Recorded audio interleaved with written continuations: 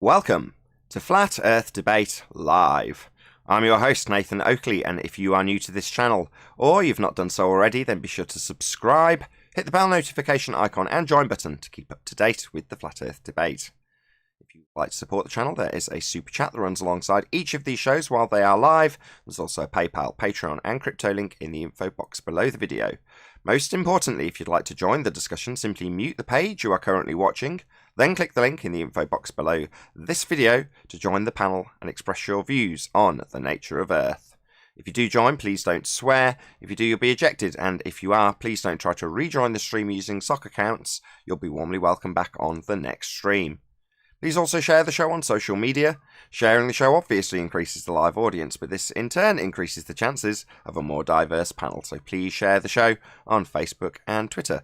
One last time, if you're new to the channel or you've not done so already, then be sure to subscribe, hit the bell notification icon and join button to become a Nathan Oakley 1980 channel member and keep up to date with the Flat Earth Debate.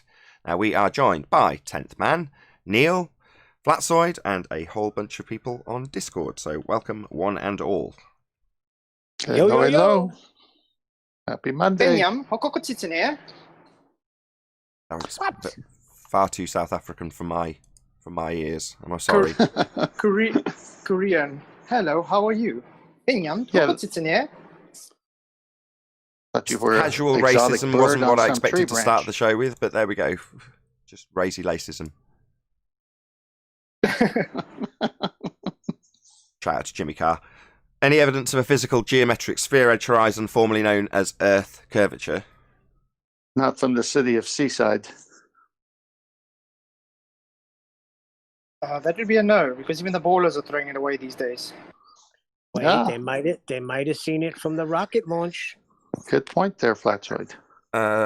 Sorry, the rocket launch that's claimed to have visited a second law of thermodynamics violation sky vacuum.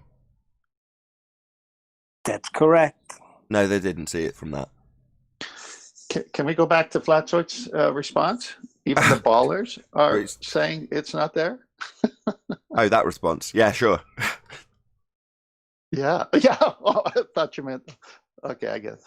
Yeah, Flatzoid, you're right. Even the ballers say it's not there. So if they've never seen it, how do they have this viewpoint? It's all just fake based. Roll on a few quotes. But they claim it's in the maths, right? They say it only Exactly, exists in yeah. the maths. Quote, Rumpus. It only exists in the maths. Quote, AB Science. We wouldn't expect to see the geometric horizon. Quote, Planar Walk. We wouldn't expect to see Earth geometry. And so it goes on. So when someone says it only exists in the math or maths, it's a calculation, then they're really just admitting it's not reality based. Yeah, it's Well, only it's a model. reality to their model. Yeah, it's just a model. What, the same model that violates nature? Yeah, but I thought every time you ask them to show a model, they don't have a model to show. Models don't violate You nature. can't show Models aren't part of concepts. nature. We're not living on a model. So your model just can't conform with nature or be compared to nature because it isn't nature. So models are pseudoscience. Hello, Brian. Hello, Arwin. Good afternoon. Hi guys. Good to have you. everybody. Hey there. So when they can't produce a model, what are they defending? A philosophy. Concepts. That's how it was explained to me when I asked the guy to produce the model on 24/7 Discord. Shout out to them. The guy told me, how am I going to produce a bunch of concepts? So he's saying, how would you expect me to reify these models and conceptual ideas and maths into reality? Obviously they're not. I just think we're standing on them and part of them. Hold on, so he's in the same breath saying it's reality, but it's concept. So how do you not demonstrate reality? These people are lost. They've lost all hope, a lot of them, these idiots that we deal with, where they'll literally tell us, no, it's just conceptual. All right, so not real. Okay, so welcome to Flat Earth. So you realise it's a model then, it's just a philosophy, it's just a worldview, as opposed to the nature of reality. Oh no, I actually do think the model represents reality. But that's reification, my friend. Well, how am I supposed to show you a concept? Well, he did go on to say that these concepts all. These What concepts to do all with what? that? We missed you. You broke up. These concepts all what? He said all the concepts work. Work? There's that word again. Implying Yeah. actuality, physicality, doing things. No, models don't do work. Yeah, get it to plough a field. Oh, right, it can't do actual work. It's just a concept. Well, I think since they can't produce a model and they live in the world of concept, then it's just a philosophy. Shout out to Good Servant for the goofy smiley. Thank you very much indeed. Any evidence of axial rotation of the Earth-based variety? Nope. Any evidence of 15-degree turn of the Earth-based variety? Any evidence of globers that understand reference frames? I've got a video coming out about that this evening, so if you're watching this live in about 3 hours or 4 hours time, sorry, there'll be because we've just started. 6 p.m. UK time, I'm going to release a video that I've trimmed down. There was a discussion about Coriolis effect with virus, but preceding that was us pointing out all the people that have got the current contradiction of a single reference frame when they need Earth turning underneath. So Craig, Fight the Flat Earth, Simon, Dan, Rumpus, and Virus. He was just unfortunate enough to be in a position where we're asking him to justify the contradiction. So Earth turns underneath the cult pendulum, but doesn't turn underneath the blimp. So Earth turns underneath the ball that Neil deGrasse Tyson describes Earth turning underneath, but it doesn't turn underneath the guy watching the game from a blimp above the game. So that's a glaring contradiction that they can't address. So yeah, check that out a few hours from now. Any evidence of the distance to the sun? Oh, go on.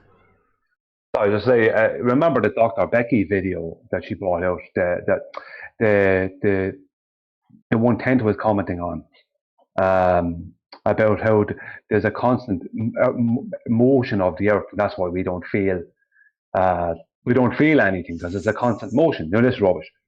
I had commented on that. I was saying there, I think it was a Friday, that she was completely wrong, because she was talking about not just the orbit, not just the rotation of the globe, but the orbit, the offset elliptical orbit of the sun. And I commented on it, and I put her straight that no, in her model, there is a constant change of in the rate of motion throughout the whole year. Day to day, the rate is changing. Either speeding up or slowing down. It depends on the time of year.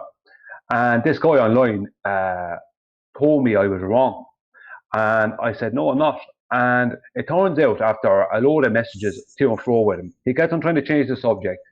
It turned out that he didn't know what the hell he was talking about. And when I pulled him on that, he wasn't able to be honest about it. I told him, do a small bit of research on Kepler's Analema, and you will see that she is, in fact, incorrect. And I'm actually correct, and I'm putting her straight on her model, on the model you follow. And he was like, I was getting all this kind of rubbish off him, like, oh, you seem to think you're smarter than a PhD scientist. You know, this, like, you said that you're smarter than a PhD scientist. You know, this kind of stuff I didn't say. You know, this kind of nonsense. But he got so triggered in the end, he didn't have enough. He couldn't admit that he was wrong. He got so triggered in the end, he offered me a $50,000 wager on whether the Earth was flat or a globe.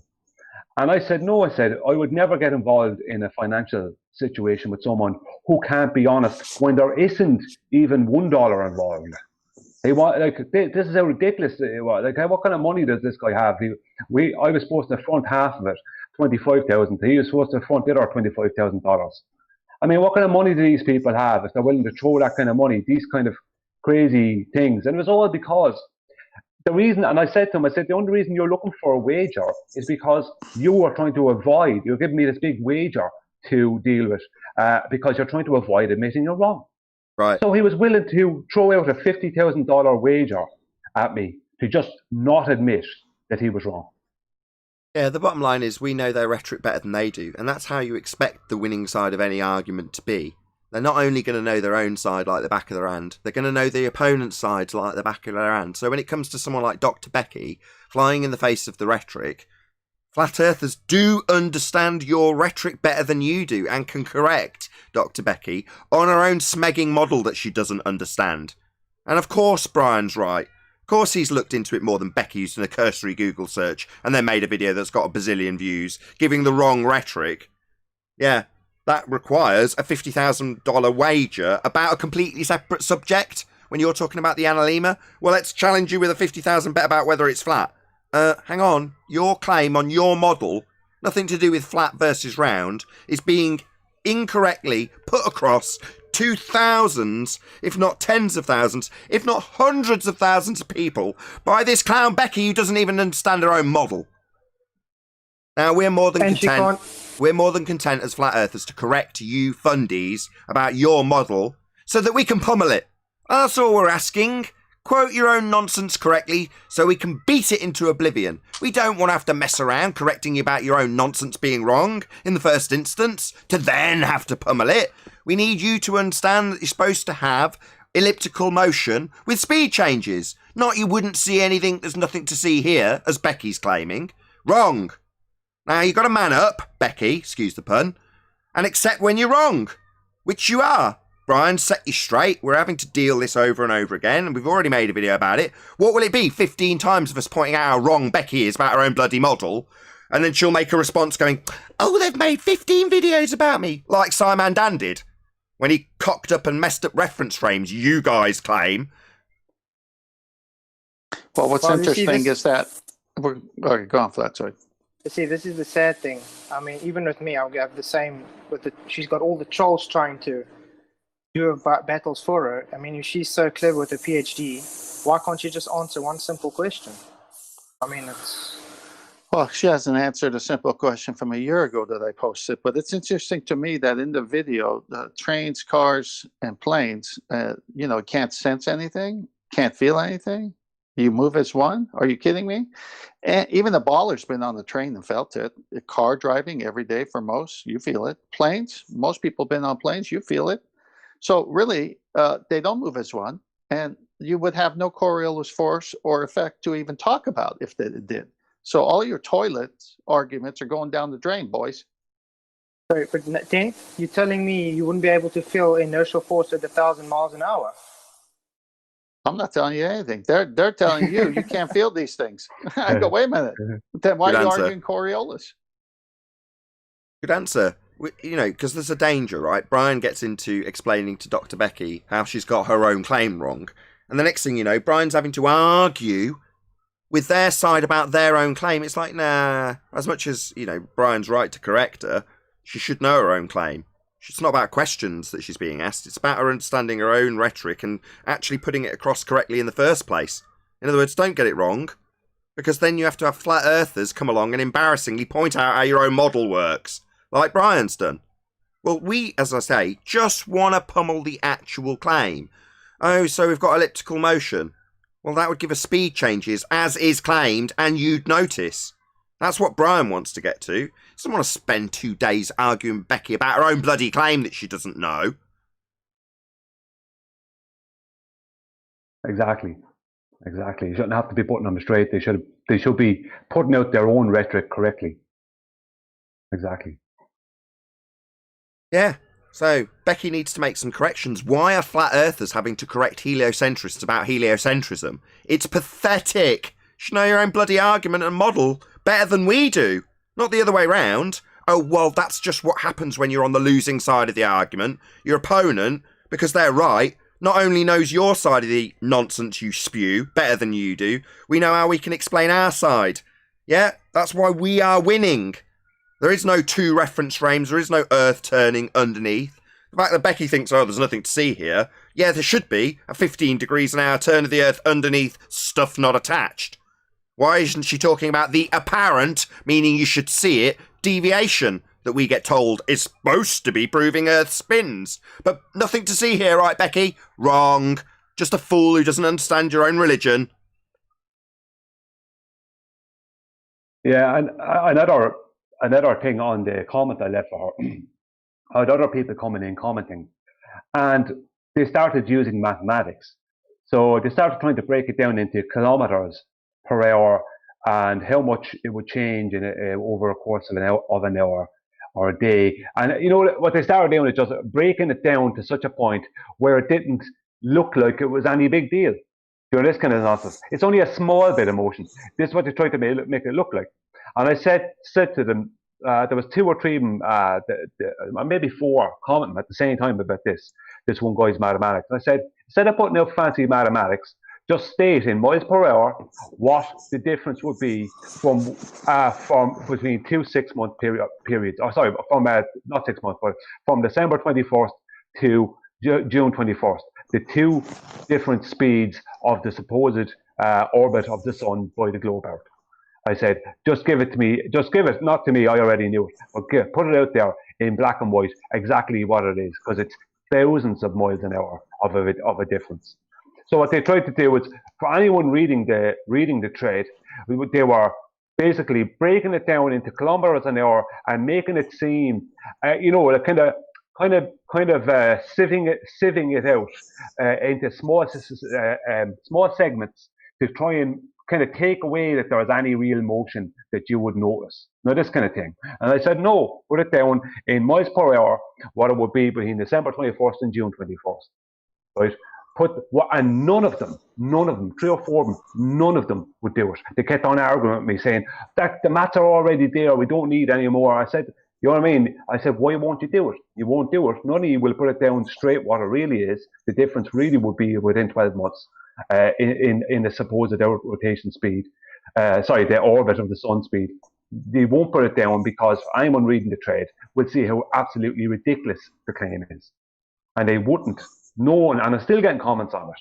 They won't change. They won't just be honest and put it down what it would be, the total difference in the rate of the motion of the orbit. Right, because when you've got, whatever it is, 66,000 miles an hour or whatever ludicrous speed they've got going on, if you've got a change, you're going to have, 1,000 miles an hour either way? Well, you're going to notice, right? That's why they don't want to tie down to there being any differences in miles per hour documented or written down by them, because then you've got a speed change. Well, they don't need that. They need nothing to see here you wouldn't notice, even though that isn't the case in their model. Just quick shout out to Samson. He did super chat with a pair of sunglasses and I didn't thank him. So thank you very much for the super chat, Samson. Actually, one of my patrons. Thank you very much. It's interesting when you watch that video right from the beginning, just like many other ballers, PhDs and so on. The baller PhDs, that is, they start off with a flat, non-noticeable curving Earth and non-rotating, can't feel the Earth turning. So they admit that visually you cannot see curve and you cannot feel motion, but the model says we are. And then they go off. Contradicting himself. Retro Bill says, I'm feeling ace. Well, that's good to know. Perhaps if I make a larger super chat, ... Thank you very much for the super chat, Retro Bill. Really appreciate the support. Any evidence of the distance to the sun? Nope. Only on their model. Speed of light. It's the other way around, isn't it? Hold on. That's derived from extrapolations about the distance to the sun, not the other way around. Oh, yeah. Oh, well, then. I don't have any. Bummer. Any scientific evidence for gravity? No. Nope. Reification No. penalty. No, gravity What doesn't gravity? work. Which gravity? What's gravity But again? people endlessly debate for decades and decades and century about what it should be. No? When I was growing up, they said it was a force pulling you towards the center of the Earth. Now, it's a number of things.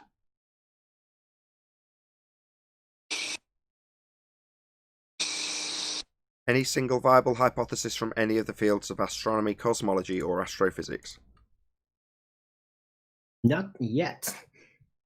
I don't think we'll ever get one. The only way for them to actually get to such things, if they ever even had the ambition to, is to first basically break with what they're part of, and then it get ejected, and then maybe at some point they'll decide, let's actually do some science. But Retro Bill right now says- that's sorry, go not on. part of their program. Retro Bill says, the bigger the super chat, the better I feel. Smash the super chat, and you can feel ace like me. Thank you very much for the super chat. It's only $20. Thank you, Retro Bill. I really do appreciate the support. So, Arwen, are you saying that the science they do is with math and math only? Well, they don't do science, but they certainly call it science. Pseudoscience. Indeed. Yeah, but they think that a formula or a calculation proves reality. Well, they're wrong. Well, Hey, Tim, Chocolate. if I give you a formula for invisible unicorns, does that prove invisible unicorns? If you've got unicorns that are invisible, tell me more. How much Yeah. do they weigh? That's brilliant. That's brilliant. think- Flatsoid, you literally just created a normalization of the conception of unicorn and cut us on whether it's invisible or not. Brilliant. Exactly. I thought that was brilliant because I can't disprove them because they're invisible. Because my equation works out, so it has to be reality. Yeah, but you can calculate their net force zero, right? I.e., that if you put them on a scale, you wouldn't know. Net force zero. Yeah, but you forget to, because they're invisible, they got some magic force. They don't have weight. Net force zero. Being a farmer and raising animals, there's one way to prove if you have animals or not, but I don't want to digress to that point. Any evidence the R value, Earth, You know radius? that unicorns in the D&D monster manual actually have the invisibility spell?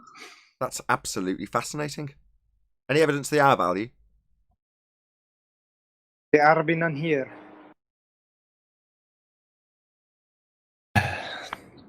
Black Swan.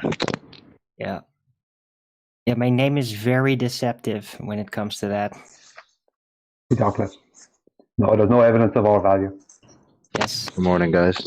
Hello. And Chocolate. Brian Cox can't rap either. You have to say there are no wins. There are loads of winds. For some reason, the wind sock thing sort of comes and goes. I'm sure Aaron's well aware. The winds. No, I banned them all. Half a year ago. And by the way, the guy that actually did that, who was Jason McCormack, is now just allowed back in my chat. Under very specific conditions. He's alright. I like Jason McCormack. As much as I know he's been a dick to you, he's actually an alright guy. Is he the concaver? Yeah, but don't... Yes, he the concave guy. knows now he's okay in my chat as long as he doesn't do that thing, which was always the problem I had with him. And he was very neurotically doing that continually whenever he could. And he stopped doing that. Yeah, and that means he's now allowed in my chat again. So, But that's a good example. So, in other words, he was reasonable by your estimation. Well, that's what I mean. He seems like a reasonable guy. I'm not saying he's nice. I wouldn't go for a pint with him. Same as Virus, right? Suddenly don't want to know a load of people telling me that, oh, you're sympathetic to concavers. No, just some guy that seems like a reasonable bloke. But troll Darwin, nonetheless. Yeah. So, it's just one of those. for years. Yes, For he did. years. So he's only recently changed that. I'd never expected it, though. Any evidence yeah, you can he did. have gas pressure without the necessary antecedent of a container to press upon? Becky says there is. She says it's a vacuum. No, she does. Well, You if mean- there is a gradient within the container, then that of course means that the container is infinite sized with infinite void. That makes so much sense. No sense whatsoever. Doesn't make any sense. It doesn't? No. Then why do they keep asserting that? Just a red herring. That concludes housekeeping. If you see, we all know how fast a balloon will equalize to the lower pressure around it once it's blown up and popped with a pin, and that's only a few psi more, like 14.7. That'd be like 17 psi, that kind of thing, 16, 17 psi, and it violently blows the balloon apart. So I just cannot see how I just cannot see how ballers can't understand it. There's no way we could have a vacuum above us. You know, Okay. it just wouldn't be possible. It's an Well, some of them have impossibility. tried. I'll try my best as a flat earther to not give a sloppy rendition of this. So, you know, don't hold it against me if I don't do a very good job of this, okay? Basically, gas behaves like solid bonded bouncy balls. And if you pour bonded solid bouncy balls into a fish tank, they go down, go boom boom. Courtesy of Thunderfoot Clown. There you go. Gas is not unbonded and doesn't expand in all directions at high speeds to fill the availability of volume. It in fact behaves like solid bonded bouncy balls. Dun dun dun dun dun dun dun. Thanks very much, Thunderfoot Clown. Imagine you had to go and keep with their rhetoric and you have to go down to the ground to try and breathe because it goes down with one vector. So you have to try and catch your air every time you walk somewhere. Yeah, next fire safety video you watch, they'll say, yeah, the smoke, that's going to go down, go boom boom. So you get your ass on the ceiling to get away from all the smoke on the ground. Do your Spider-Man impression because that's going to save your life. You're missing a key word in a bouncy ball. He says imagine. Oh, imagine. Yeah. Imagine that unbonded gas is like solid bonded bouncy balls and then it'll go down, go boom boom. Only in your imagination, clowns. Thank Thunderfoot. Did I somehow do a magic trick then with my demonstration with opening a closed container and the smoke went up? Wrong. It went down, go boom boom. Just use your imagination. That's a little weird. When I was a kid, they taught me, you know, if you're in a fire, you know, stop, drop, and roll, because the smoke's the smoke's gonna go up. Where's the gravity keeping the smoke down? You're just wrong. I don't understand. You're just wrong. It goes down, go boom boom. Imagine solid bonded bouncy balls are like unbonded gas. Have you not got an imagination, Chocolate? Nah, I like the really is level. I keep the imagination for like the Dragon Ball. That's totally unreasonable. But it's not fair to ask me to them. describe the globe rhetoric about anything on the really is level. That's totally unreasonable. Sloppy. That's the new term for it. Yes, very sloppy to describe these things, contextualizing the real. It's done in a fish tank. Yeah. Yeah, you've got to pour it into the fish tank. That's how you show gas pressure without a container. Well, they use that sulfur hexafluoride to demonstrate that too. It's a good thing fish tanks don't contain anything. Look, just accept it. Gas behaves like bonded solids. That's just how it is. Thunderfoot said so. He's a PhD. Who are you to argue with a clown? I mean, a PhD. Well, I had a PhD telling me submarines don't use echolocation. Yeah, they don't find a way around using echolocation. That's what they don't do, submarines. Crazy. They use some form of gravity. Isn't it? That's what he was trying to say. I can't remember. Something gravitational something. Yeah, but Gravitational secretion? Was that it? No. Just sneak him in, Alwyn. Just sneak him in.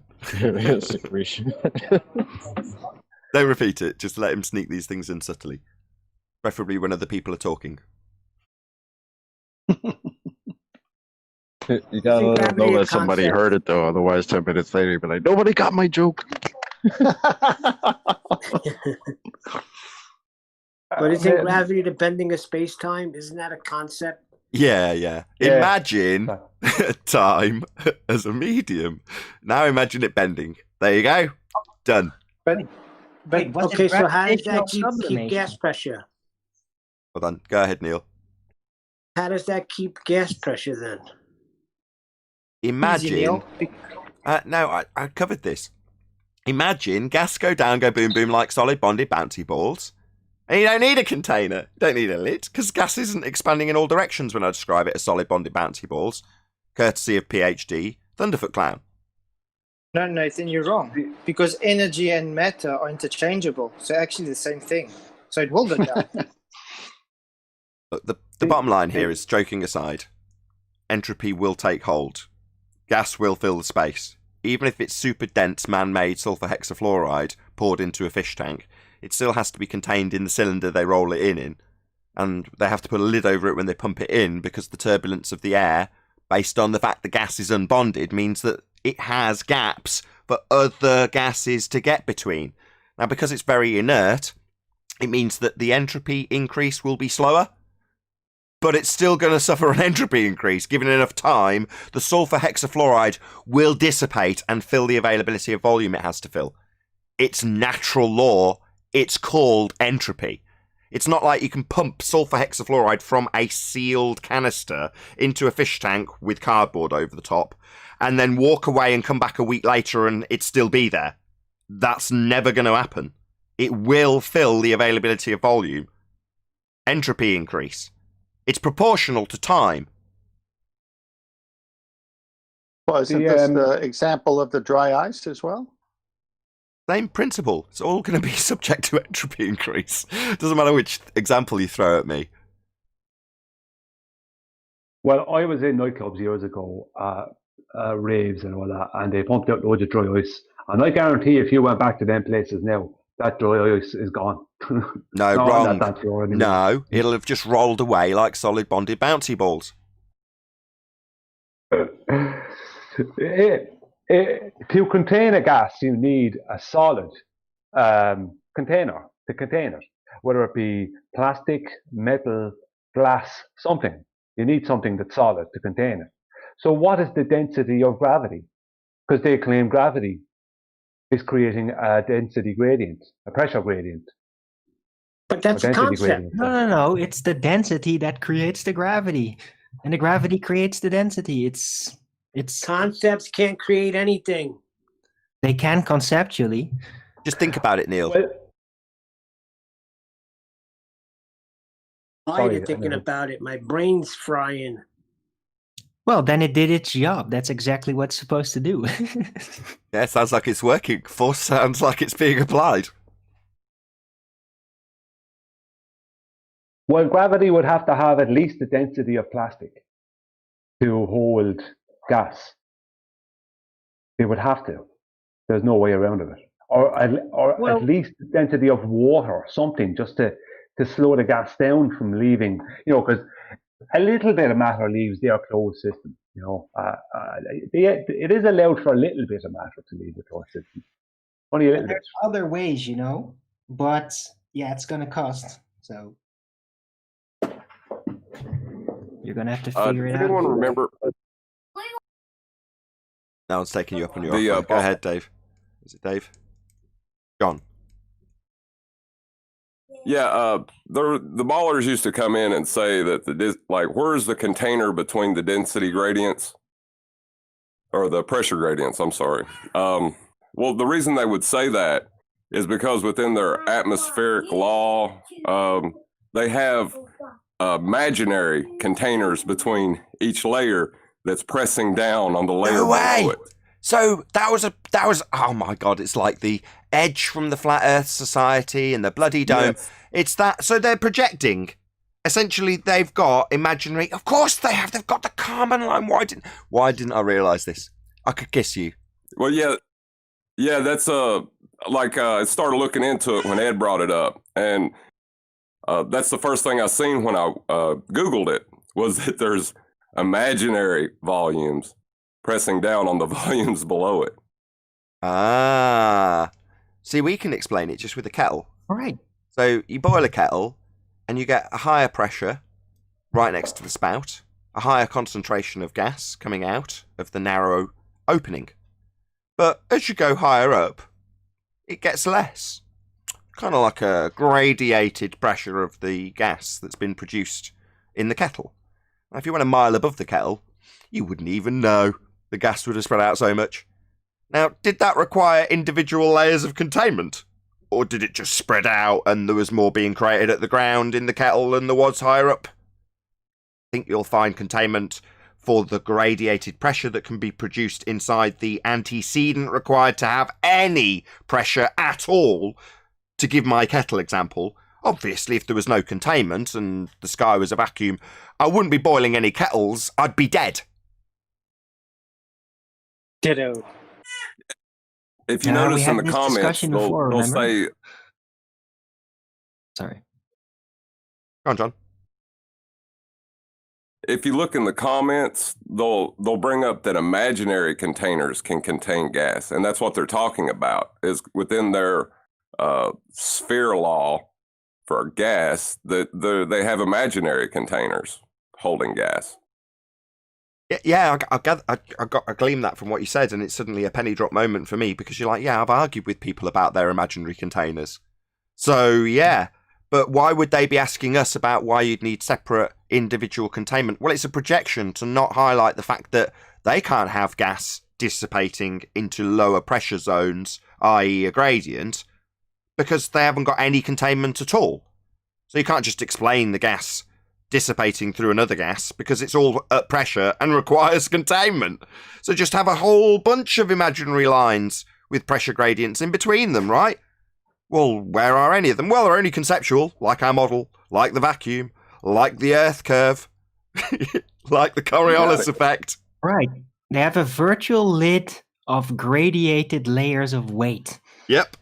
Exactly. That's a very... And the weight is the lid. Remember that? When you kept asking that baller, like, so what is on top of that layer? Well, what's it pressing on at the top? Pressing on it. And then what on top of that layer? Yeah, that's how it works. Yep. Craig, Fight the Flat Earth, says that gravity creates an emergent force. Coincidentally, also called gravity, says Retro Bill. Thank you very much indeed for the super chat, Retro Bill. Yeah, he had a guy on his show called George Musa, and he said, gravity is not a force. You can think of it as a force. Maybe he's thinking of it as an emergent force. Yep. But an emergent gravity force causes the force of yeah. gravity. Sorry, Harvey. Remember that? Well, at least we know he can do what he's told. He's thinking of it as a force, and the way Craig's thinking of it as a force, as instructed, because he's a good dog, is by thinking of it as an emergent force. So, good job thinking of it as a force as instructed, Craig. Well done. By the way, you've got a little issue that you've backed Simon Dan in his stupidity with a single reference frame guy not drifting. That's a bit of a problem, because you're supposed to have 15 degrees an hour as Earth turns underneath, Craig. Like under Foucault's pendulum. That would be things drifting apart, not drifting together, because that's ludicrous. So you seem to have caught the Coriolis virus. I think that'll be my title for the video I'm going to release later. The Coriolis virus. Caught by Rumpus, Simon Dan, and Craig, Fight the Flat Earth. It's spreading fast. So it sounds like you need a vivid imagination to believe anything in a heliocentric model. It's a disease that stops them from actually confirming that they're supposed to have separate reference frames with 15 degrees an hour drift. This virus makes them completely obliterate their own claim that they have two of them and drift by saying, look, here, no drift, single reference frames. In fact, I'm going to declare that the reference frames we use to claim there's drift are ruined. So this is a disease. It started with Dan, maybe ate a bat in China. No, it's a psychological disease. It's a syndrome. So I would call it Coriolis syndrome. I'm going to call it Coriolis virus. That's what I'm going to call it. Okay, fine. Wait, isn't Dr. Becky involved in that? Oh, she's been affected too. That's four. Yep. I mean, this is turning into a pandemic. We've got Dr. Becky falling victim to the Coriolis virus. We've got Virus falling victim to the Coriolis virus. We've got Rumpus falling victim to the Coriolis virus. Simon Dan, probably the originator.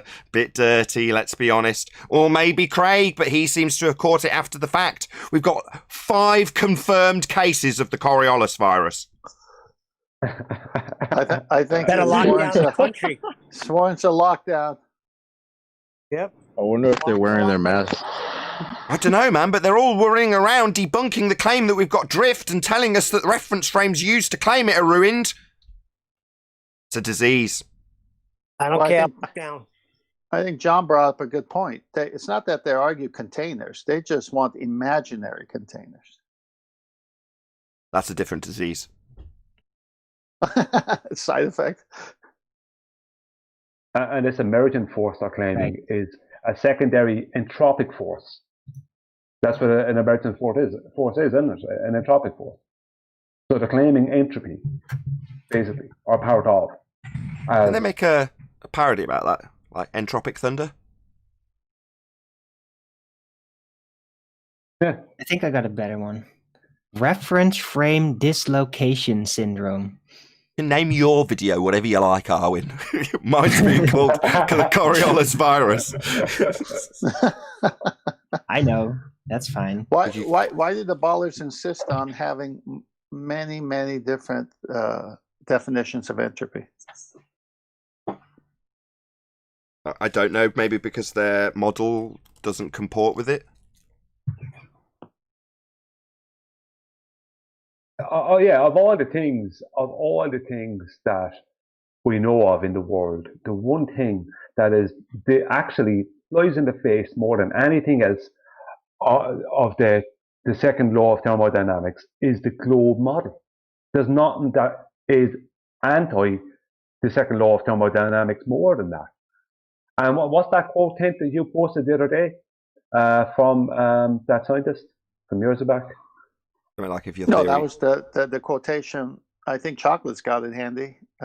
If you're going to fight the second law of thermodynamics, something I have to go. Yeah, I hold no hope for your. That's right. For your hypothesis or something. Yeah. Might as well something like if your theory into the doesn't fit deepest- with the second law of thermodynamics, then I give you no hope. I think is something like the quote. Paraphrasing again, but that's probably closer than we've had so far. See if someone digs it out. But yeah, basically, if you can't sit in line with the second law of thermodynamics, that's entropy, then what you're describing is nonsense. And what is the heliocentric model? Well, it's a second law of thermodynamics violation. It's Earth as a sphere with gas pressure in a vacuum. Ludicrous and in direct violation of the second law of thermodynamics. I give you no hope.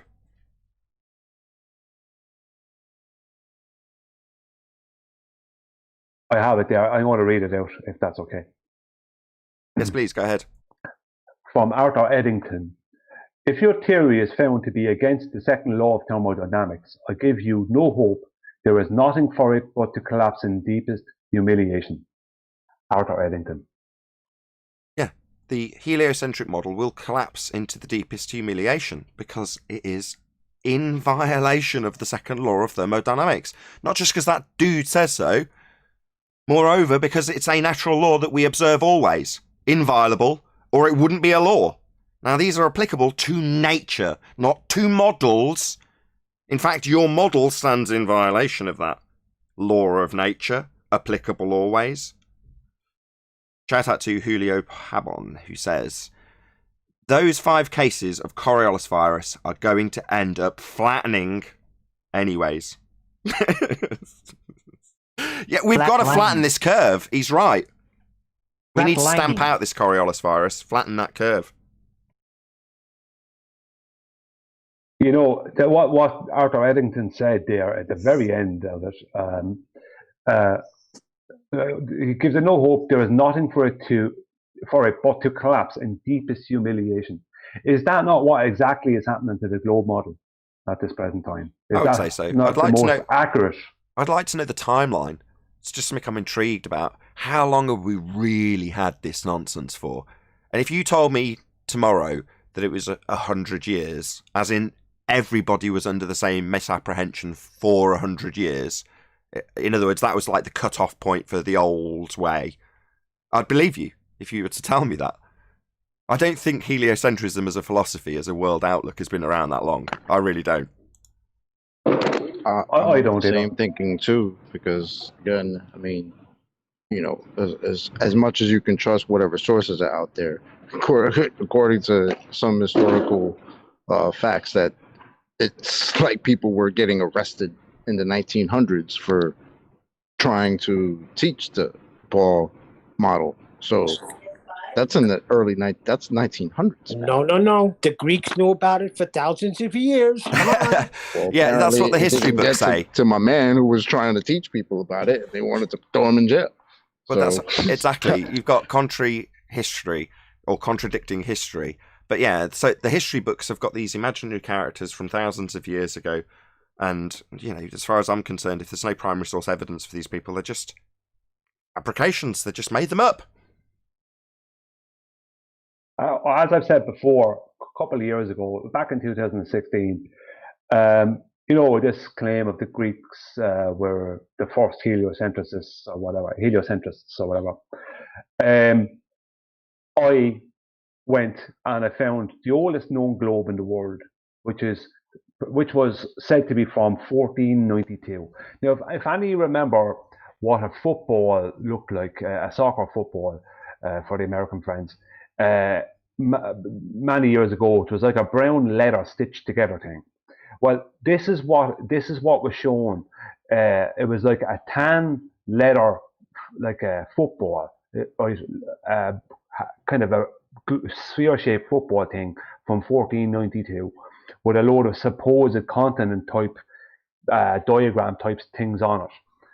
That was in 2016. In 2019, I looked again, and now it's not that. Now it's this elaborate globe made by this German cartographer. Now, it was claimed that it was made by a German cartographer originally, but they didn't have much information there. Now there's a different, much more elaborate looking globe that spins and everything, and it's from this German cartographer, and they have all these details about him. But it's all nonsense, because the claim of that the Greeks were the first heliocentrists. Sorry, I'll dry my mouth. It's nonsense. They have never been able to produce one Greek globe, and the Greeks were fantastic stonemasons and metal workers, making things with wood. Do you think they'd make, if they all believed in this thing, someone would make a globe? I think Not you got one a globe. point there, Brian. Not one globe. No, they might. Sorry, I was going to say, they might come up with some mock Greek globe in the future. That could happen. They could say they found one, but if there was one there, there'd be a lot more than one. Sorry. No, I think what you said, Brian, is that your research proves the Greeks discovered European football, and the ballers said it was a sphere. I think the bottom line is... I'm actually with Nathan, though. I would say that it's only 100 years old, and the claim of the 1492. The other thing I meant to say about that is the 1492 globe, which is said to be the oldest known globe in the world. What else happened in 1492? Columbus was claimed to have discovered the Americas. We know that's a lie. So what other lies are told about 1492? Hold on, but he named the native people Indians because he thought he was in India. Okay, but like, aside from that particular segment of fake history, the whole globe line narrative, in my opinion, let's speculate for a moment that it is less than 100 years old, or that was the cut-off point. So let's say it's 200, between 200 and 100 years is where the change occurred, just for the sake of this discussion.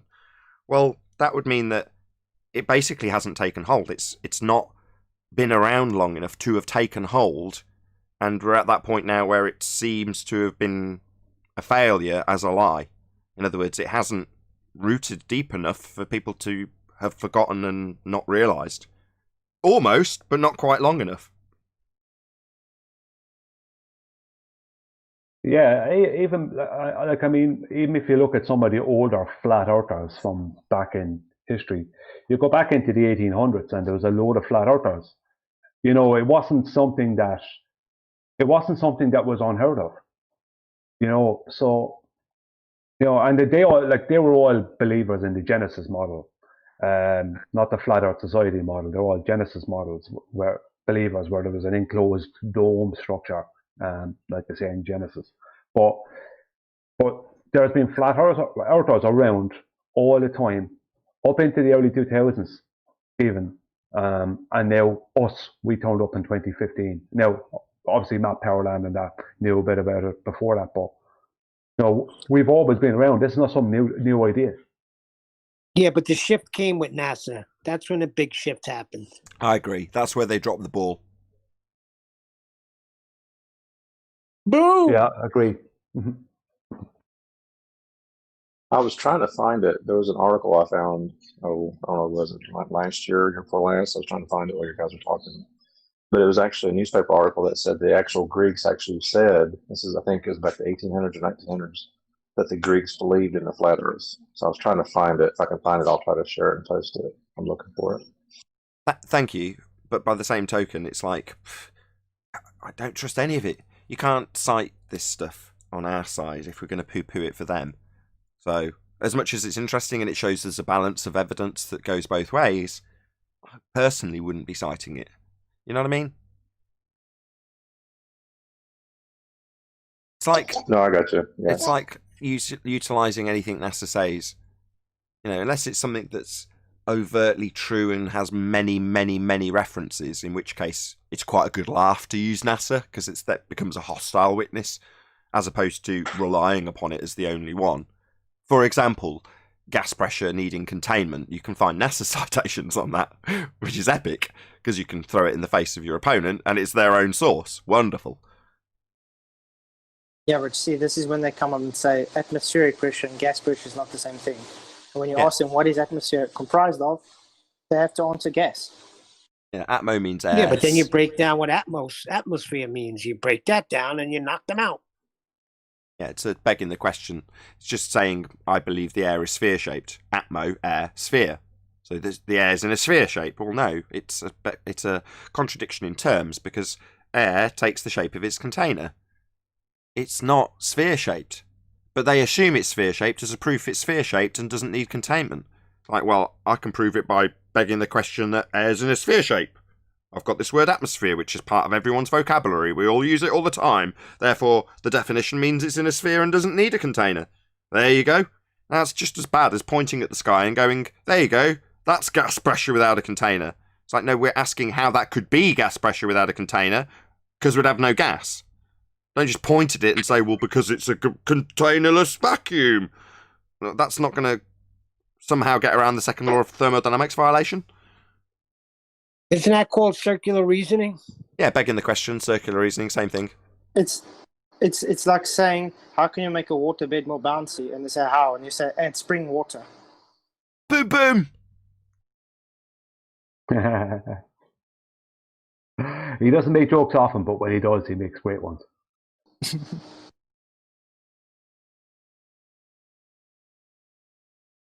In the pre-show, we were They talking have... about... Go on. Sorry, go on. No, I'll go after you, Nathan. I was going to change the subject, so I think you should go first. Oh, okay. They actually have two edges in their model. They have the edge that both were said to be going over, and they also have an edge of space, which is the Kármán line. So they've been looking for us to show them the edge for a long time, and they have two of them in their own model. Yeah. Show us... I could never fully link until today with John's comment. The segue in the same way I do with the edge of the Flat Earth Society model. So why do they have an edge with a boat falling and water falling off it in the Flat Earth Society model? Well, because it's a great distraction to use your worst weakness against your opponent by demanding we show them an edge to a flat Earth when their horizon is a physical edge boats are going over and being obscured by. Genius. Well, what about the dome? We're not claiming dome, it's part of pop culture. Them, they, globeheads, the people who are involved in mainstream media, are being exposed to domes of certain descriptions, Simpsons being an example of one of them. So when we're challenged to show a dome and asked to show why there'd be individual dissipating gas created at ground level without containment between them, it's because they have a description of the Kármán line being the edge of space as described by Brian. And all these different layers, homogeneous layers of gas leading up to this edge. So they need to ask us, well, where's the dome? Well, where is your glass dome between all of these layers? Where's your dome over the Kármán line? Why isn't the gas filling the space? Because it would. Oh, it's just a model. Oh, well, we don't live on that model, do we? Obviously, if it's in violation of the second law of thermodynamics, we give you no hope. Hey, Nathan, I put in Master B 2 pics of a book.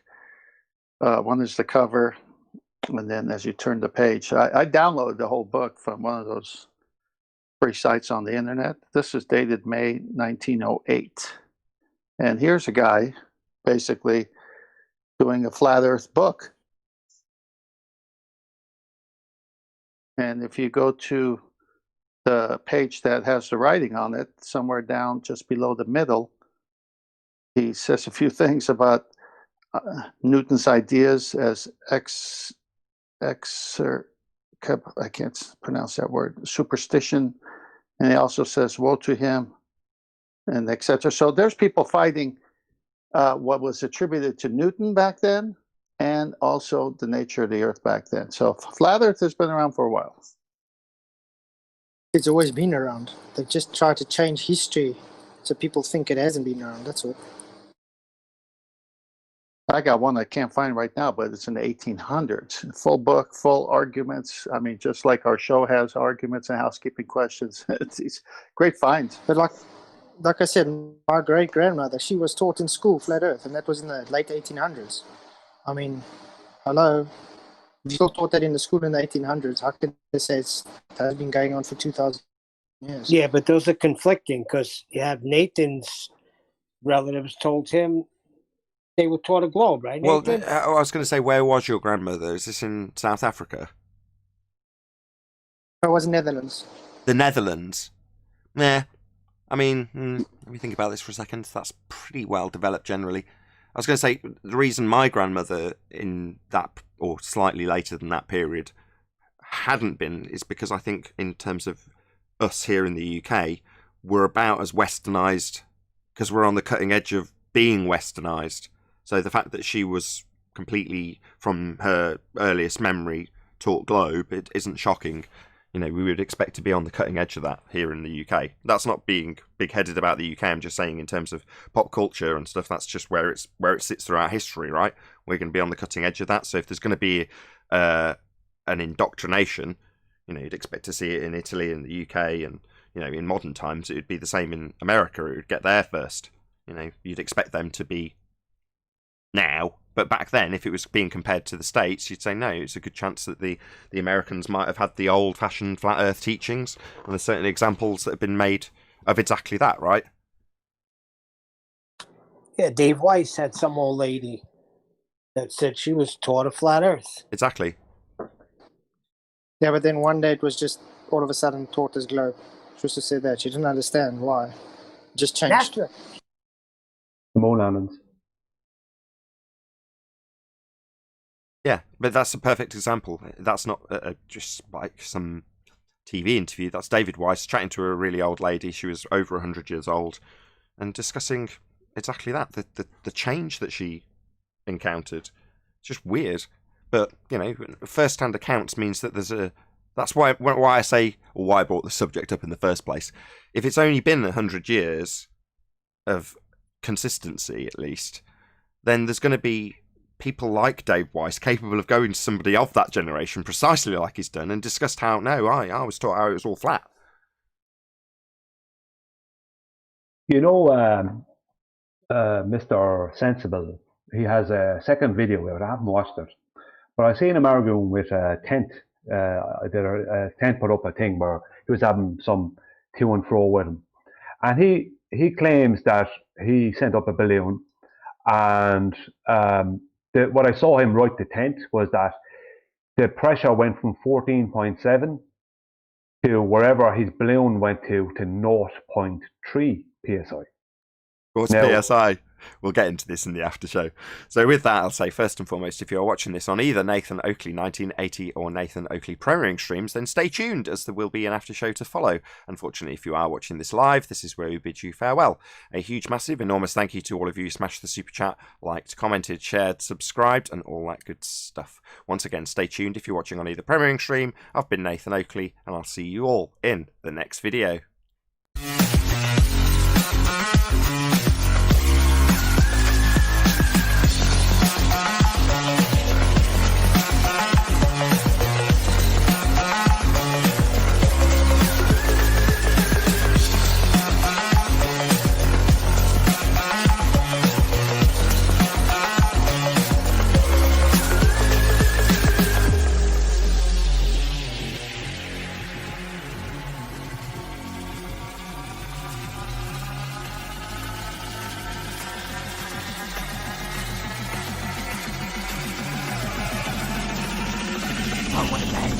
What a lovely day!